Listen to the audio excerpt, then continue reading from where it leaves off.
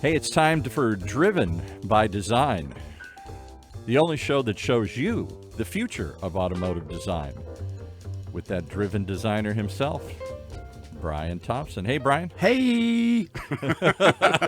Boy, I'm in a mood today. you got some coffee in you today. Yeah, right? yeah. Well, I've actually had two. Actually, I get these little ones from Phil's, the mojito one, and they kind of buzz me up. Okay. So I'm on today. Are they sponsoring the show now? You know what? Maybe they should be. Let's talk to them later. Drink at Phil's. Exactly. Well, you have exceeded my expectations, my friend here. You have brought in a childhood hero of mine here. I may not have known the name, but I certainly knew the brand. You got in somebody who once worked with my childhood toys that I still have preciously saved 60 years later, Hot Wheels and Matchbox. Hot Wheels and Matchbox. Yeah, Oh, this yeah. is a real treat today. Felix Holst is here with me, and Felix and I met a couple times in our career.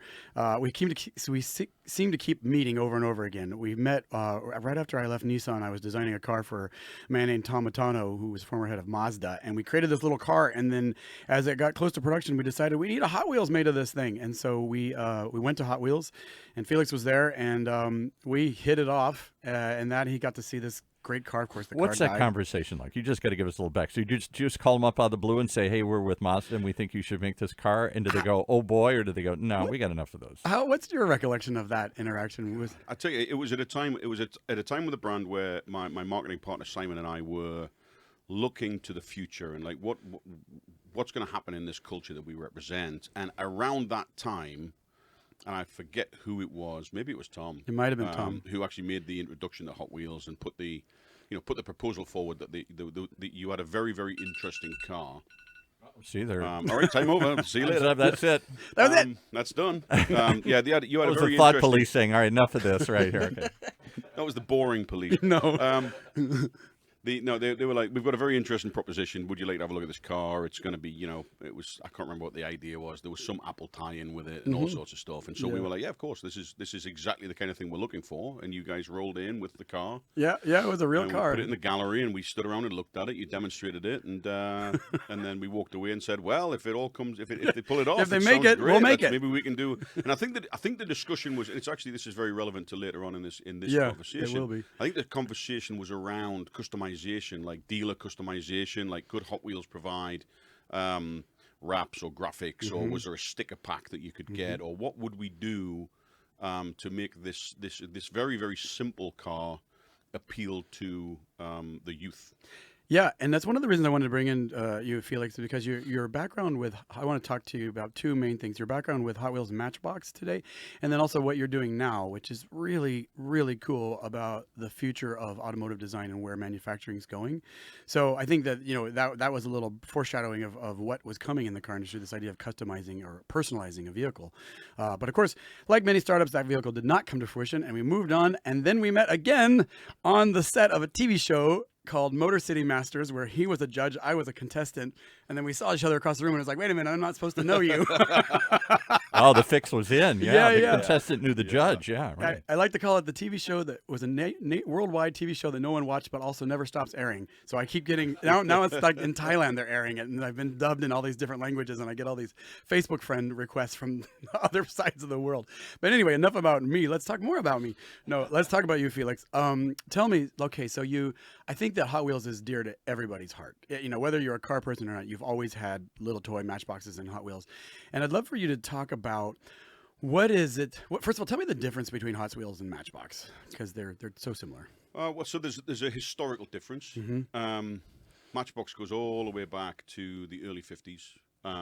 And it was all about replication and using then fairly new techniques in die casting to make small toys for kids, right? And the original Matchbox was literally a tiny little road roller that fit in a Matchbox because the founder's child could take one toy to school in 1952, I guess, as long as it fit in a Matchbox. And so he ran a die casting factory, and so he made a little steam engine or a road roller or something that fit in a Matchbox. And of course, when her friends saw it, everybody wanted one. Oh. And so Matchbox was born. That's how it started. So it was born out of tiny replicas of vehicles for kids. And of course, at that point, there was nothing more exciting than seeing a a milk delivery truck or a very austere British car driving down the road, because post-war England, you didn't see many cars, and so it went from strength to strength and strength and became a huge company.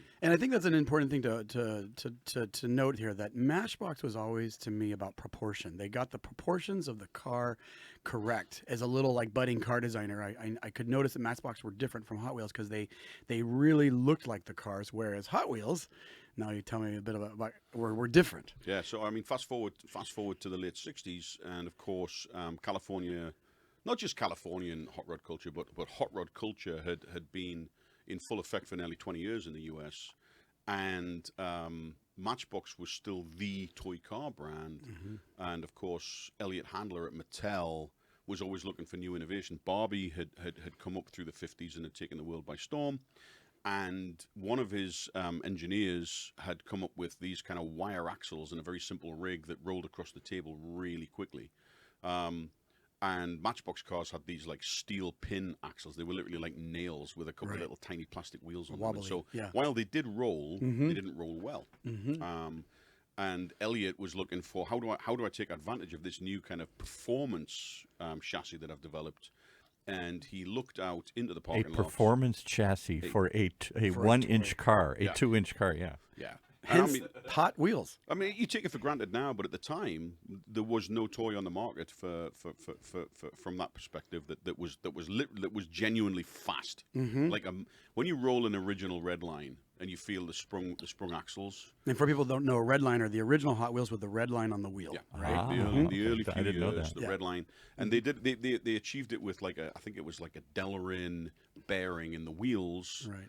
And then it had these wire axles, super low friction, and then also this very, very softly sprung wire suspension that was in the chassis. And so all of that meant these things, they almost felt like they were gliding on air, and they were very, very quick. Hence the world Hot Wheels, because they were hot and they were fast, the performance aspect. Yes, go ahead, Paul. Can I just throw in my own personal perspective? I'm in my mid-60s now here, so I lived this moment. And I grew up in car culture, as I've said here. Everybody's dad in Detroit worked for a car company. They're all execs, and we all wanted to collect the toys that Daddy made and sold. And then Hot Wheels came along, and it blew our mind. It made my dad crazy because they didn't look like anything he sold. They looked like Ed Roth and Big Daddy Roth and all the Batmobile kind of cars that they were making, out here in California. George Barris, yes, yeah, exactly. And that's a key part of Hot Wheels, is that as Matchbox was sort of replicating, it seems like Hot Wheels had a more creative side to them. What you just said, they would hasn't it always been part of Hot Wheels DNA to exaggerate something on the car? So Hot Wheels was born out of hot rod culture. It was not born out of staid replication from day one. And I used to know this off the top of my head, but there was the kind of 5 tenets of Hot Wheels, which was big and little wheels, chrome exhausts, blown motors, Spectraflame paint. Blown motors, all these things sticking up like they're as big as the whole car itself. This impossible to see around. It was to most people in the 50s and around at that time and around the world. It was a fantasy play, but the reality was that Elliot Handler had been out on the street and trying to find, like, what's the hook? And he was surrounded by candy paint jobs in California on hot rods. And in fact, Harry Bradley, who was the first Hot Wheels designer, who was a GM designer and had done time at Chrysler, and was hired by Elliot to come and be the designer for his new toy line. Harry had a fantasy that he wanted everything was going to be very, very futuristic car design. It was all going to be very sleek forms, but he had at the time a custom El Camino pickup, and it was chopped, and it had red line tires, and it had crazy paint, and it had some asymmetry in it, and I think it had some velocity stacks through the hood. And that might have been the car evolved. When you look into it, the car evolved over decades. But he pulled into the driveway, and Elliot Handler, the founder of Mattel, legend has it that he stood there and he was having a discussion about the styling direction for Hot Wheels, and he turned around and said, "Now them some Hot Wheels." No.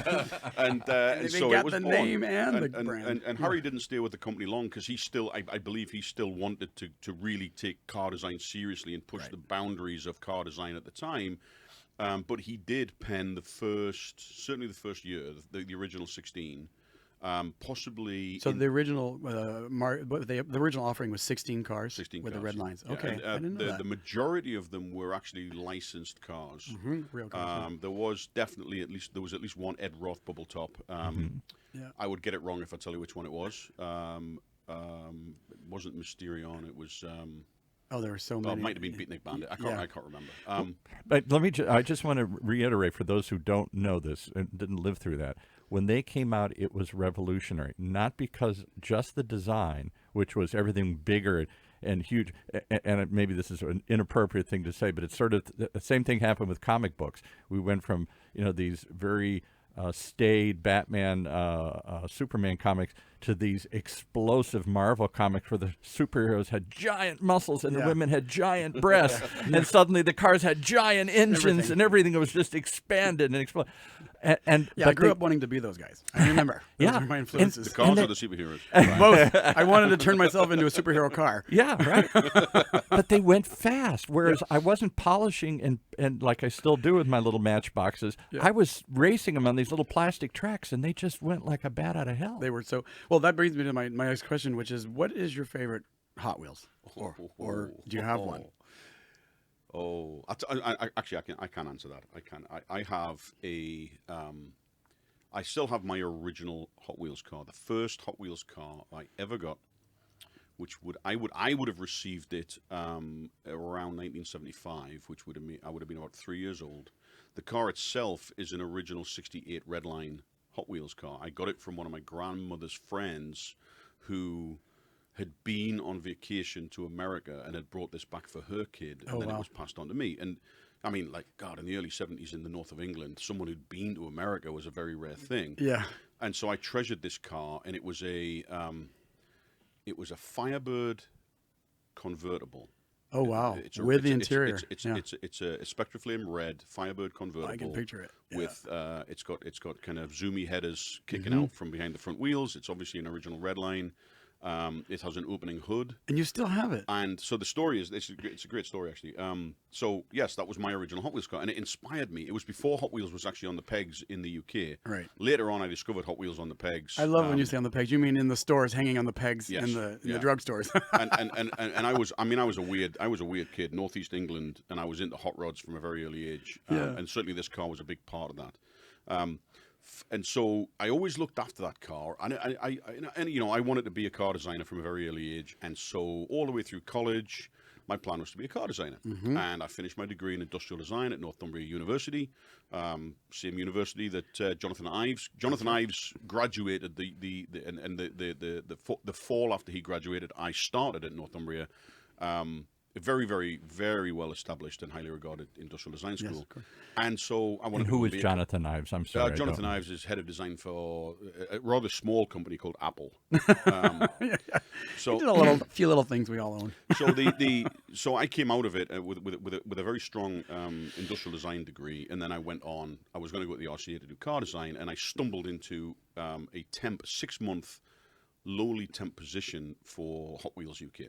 Oh, and that's where it all started. At that point, I had to go, oh my God, is Hot Wheels still around? Yeah, I just hadn't thought about it. You just don't, right? You forget. And especially growing up in the UK, where it would have been more Matchbox in the UK than because that's a British brand, and we had Hot Wheels because it's American. Yeah. And so I immediately went back to I had a shoebox full of the cars that had survived from my childhood, and of course the red Hot Wheels Redline was still in there. Was still in there. Oh my God, that's so cool.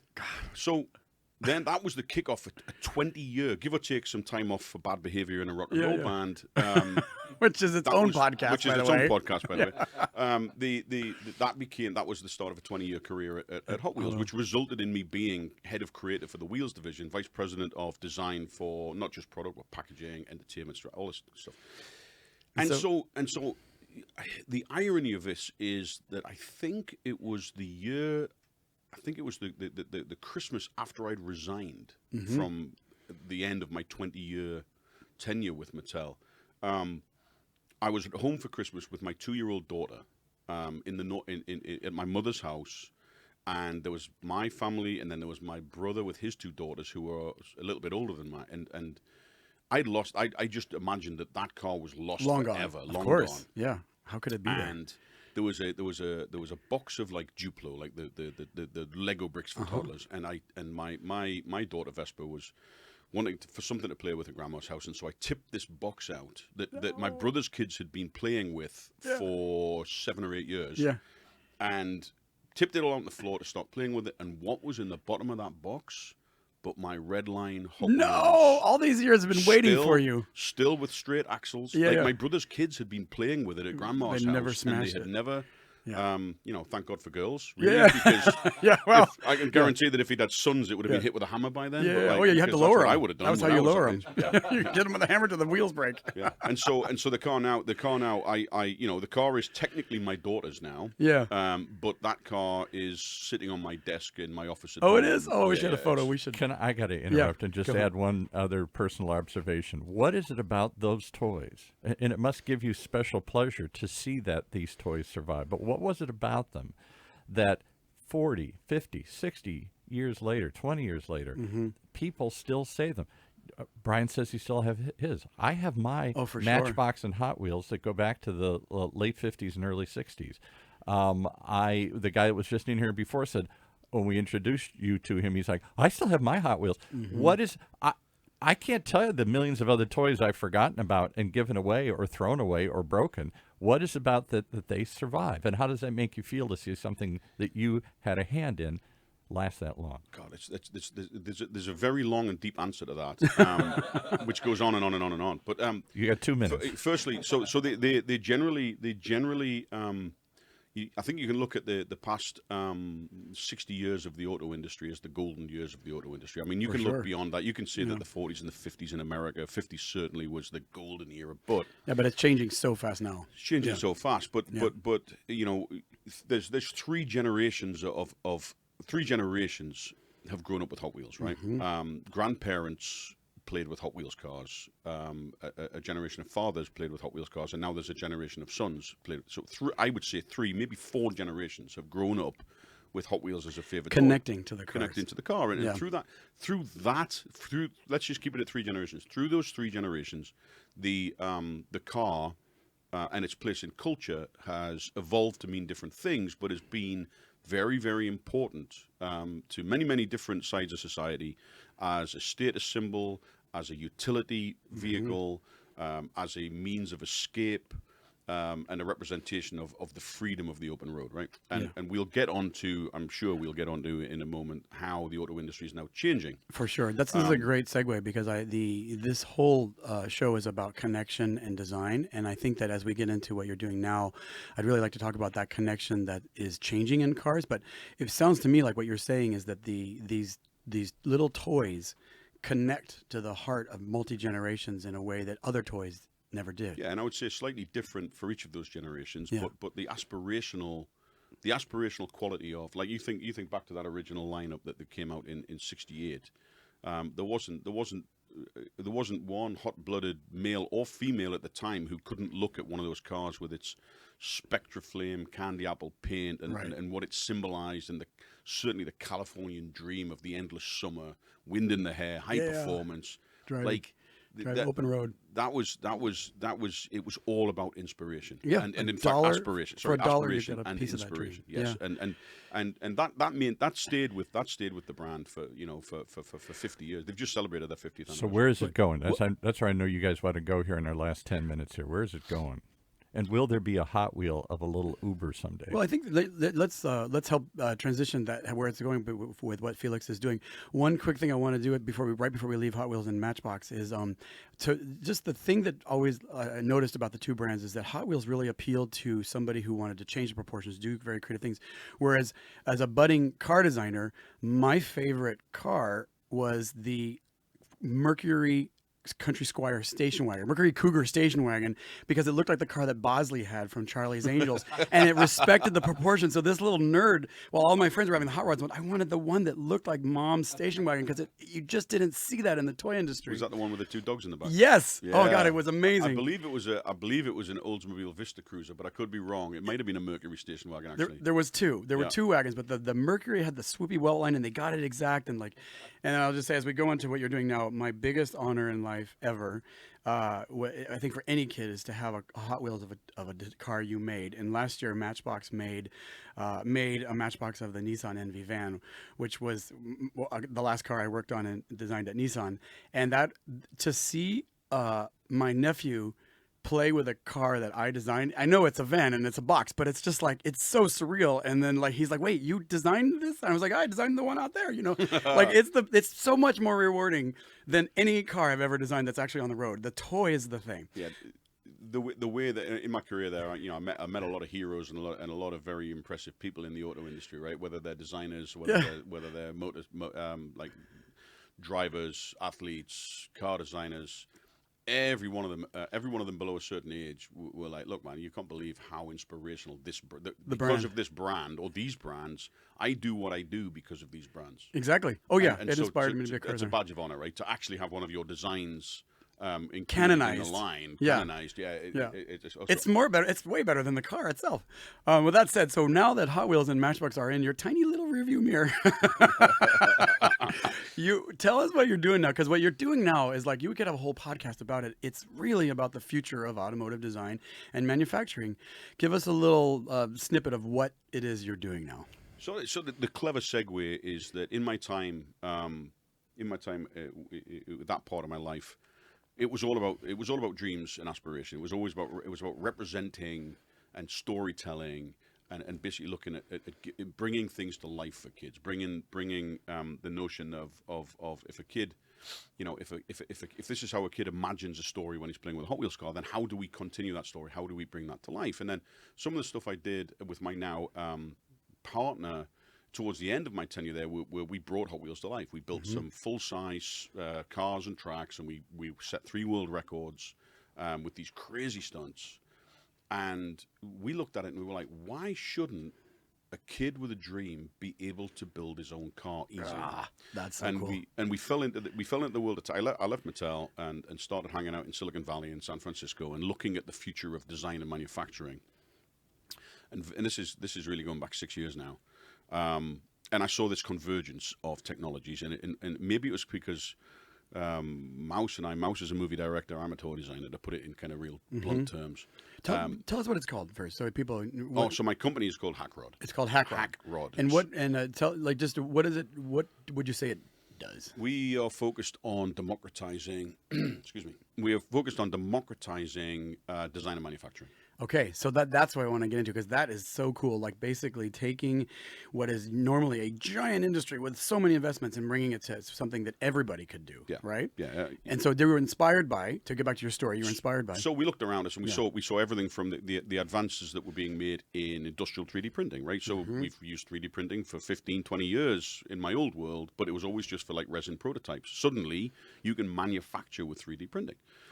Virtual reality, in terms of suddenly you can have a photo real experience and look at something that doesn't exist as though it's a real full-size thing. So you can look at a car that is nothing more than a digital file and stand there looking at a real car and go, I can actually do a surface review on this. Yeah, I don't like it when they put it in the dark neighborhood world, because when you're in there, it's very scary, and I think it affects how you react to the car. Because, right? you feel like there's somebody going to come kill you in the background. But the virtual reality world is so real that it affects your. So I got to stop and ask you a question. You're saying right now today it is like the Star Trek Enterprise. And they have a holodeck almost. When you're doing car design reviews, you do it in virtual. And you can go into a room and you can walk around and look at it from different perspectives. Yeah, and the worlds that you pick to put the vehicle in affect your perception of the design. If you put it in a sunny world, you feel good. If you put it on a dark street, it's scary. So I always say, don't give me the dark street world, because I want my design well reviewed. Wow. Give me Palm Springs. Yeah, give me Palm Springs. I don't want a back street in Berlin. I get thank in you. there and I'm like, who's back there? Freddy Krueger? It's freaking me out. So, Anyway, your company does what though? I'm still lost. So we are developing a digital platform that ties all this stuff together, right? So it's VR enabled. It's not VR exclusive. You can use it on a desktop, but it's VR enabled, and it links it links the ability to automatically bring in manufacturing data, manufacturing card, into a light environment that is consumer friendly. Think about it like a video game. You can manipulate heavy manufacturing card as easily as though you're playing a video game. You can right now we're working on just configuration, so you can build a custom motorcycle from off the shelf parts that are all pre-engineered. So you can so it allows you to sort of design your own vehicle, but the kick, if I understand correctly, is that you can actually make it. Then you can kick it out to manufacturer. Oh, And that's where that's so cool. So you can grow the car in your own home, like using a 3D this compositing. I forget what they call it, but it actually 3D printing. aggregating. You take this goop and this powder, and it suddenly aggregates and turns it into a real life example. That's the long-term vision. Yeah. Short-term vision is there are bureaus popping up all around the world that can 3D print finished parts. Right. And we're starting with we've got some high concept stuff with cars, but we're starting with motorcycles because at the moment the price value is right there for a set of custom printed fenders and a gas tank for a custom motorcycle, which means that you're into the world of on-demand manufacturing. There's no MOQs. You can offer the consumer hundreds or thousands of individual like motorcycle gas tanks, each one of them different. And it's not based on like I've got to make sure that I sell 20,000 of this before I break even, because it's printed on demand. Yeah, it changes the business model from which has been the car industry standard for so long of making a little bit of money on a lot of cars into being able to make a niche or one-off manufacturing, and that becomes profitable. Yeah, it's really exciting. I mean, I've been following it, since for years, as you developed it, and it's just such a cool idea to like know that the future of car design is changing from being something that you actually have to go to school for and get a degree and do all this thing, but that anybody can sort of be guided and affected, almost like how the music industry allows you to push and pull sounds and play with stuff. That's a perfect analogy. It's I was in a serious band for about 5 years, and I witnessed the compression of that industry through things like iTunes and then GarageBand, and suddenly with no training at all, you could make music just by playing a game. You could drag and drop things. All of the hard work's done for you, and you can just be creative, regardless of your background. And so that is inspiration for, right, well, what's next? The movie industry got compressed with digital cameras, GoPro, editing suites that were accessible on anybody's laptop. So suddenly anybody can make a movie, right? Well, for me, next, industrial design. Absolutely. Anybody can be an industrial designer. And then you allow people to express their creativity in ways they never could have, which leads a whole nother topic of like what are we going to see? Like, everybody always says the same things. Cars always look the same today. When they were in the olden days, they looked different. Today they all look the same, and I always say just wait to see what's coming, because the amount of creativity coming in that's going to be in our world is phenomenal. And especially when you combine that with electric platforms, so the packaging of a car changes completely. Autonomous systems are also going to bring down the safety requirements, so the packaging changes again, and you can do pretty crazy stuff if you're not restricted by pedestrian safety, traditional combustion engine packaging, crumple zones, etc. Can I make a suggestion here, since we're running up against the clock here? I'm wondering if we could do a part 2 of this. Oh yeah, we need to do because we still could spend a whole thing about, because one of the things I wanted to touch on was that connection that people have to the Hot Wheels toys that is sort of the world sort of worries about being lost now, or people worry about with the autonomous That's cars. what I asked. If you got an Uber, am I going to have my little kid going to want, my grandson going to want a little toy Uber that he drives around? So you can have the same connection that I did to that little fantasized or real car. But maybe this is a good place for you to talk about the connection that people can have to something that they make themselves. But that's absolutely it, right? I think there's more likely that a company like Hot Wheels will start informing design, not even directly, but the idea that, do I want to put a devil face on the front of my little plastic box? Then I'm going to print a devil face. Do I want to have my favorite emoji? Do I want my favorite cartoon character? Do I want? And suddenly you get into this whimsy.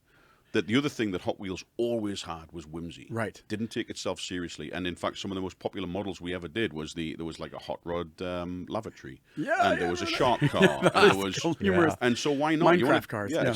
It gets a little bit like Richard Scary. But like do you want to drive a banana car? You can drive a banana car. 3D printed on a standard platform, and you can drive a banana car. So, what I love as a designer, everything in me goes, cringe because I know it's got to be tasteful. But what I love about it is that it just blows that away and be like, what is taste? It can be whatever you want it to be. Whatever it is. Everybody wants something different, and I think that the decades of chin stroking, design, Paul Smith cape wearing, suit wearing, like chin stroking, like I'm Guilty. so like really dude, because your car looks like crap. Right, exactly.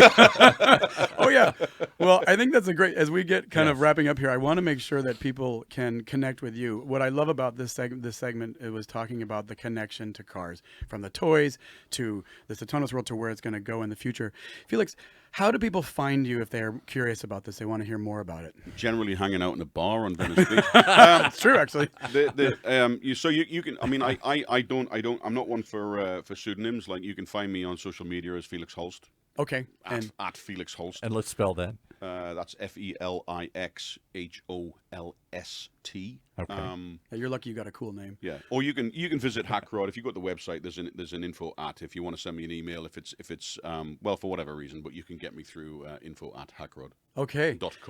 Well, listen, this is so cool. I definitely want to do a part 2 if you have time in the future. Do we wait for part 2 for the favorite designer? I've been thinking about this for the past half hour. You asked me that question. Do we have a little bit of time? Let's do it. Who is your quick. favorite designer? I got 2. Okay. Raymond Loewy. Of course. Yeah. Now, Raymond Loewy, of course, people that don't know, he created the Shell logo. He was the first industrial designer, created the Greyhound logo and the, what car? The Studebaker. Yeah. A lot of Avanti. Studebakers. The Avanti and many before that. That's the one I knew from Avanti. And then I think Giugiaro is I can't. There's no one greater in my mind. DeLorean, Volkswagen First Golf. Yeah. I mean, Isuzu Impulse, just to name the highlights. So many cars. Yeah. Giugiaro is. We could have a whole segment about Giugiaro. Yeah. But Oh, multiple segments. Yeah. Well, thank you so much, Felix. This has been a treat. All right, this has been such a a treat. Absolute pleasure. Yeah.